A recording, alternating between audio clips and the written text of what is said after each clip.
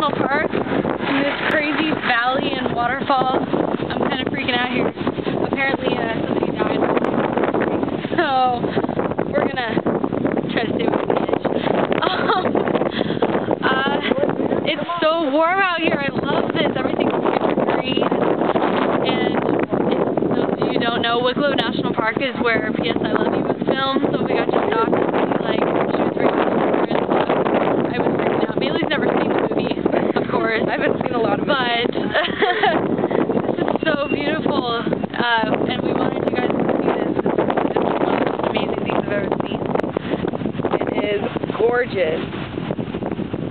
Isn't that so pretty? And there's a waterfall.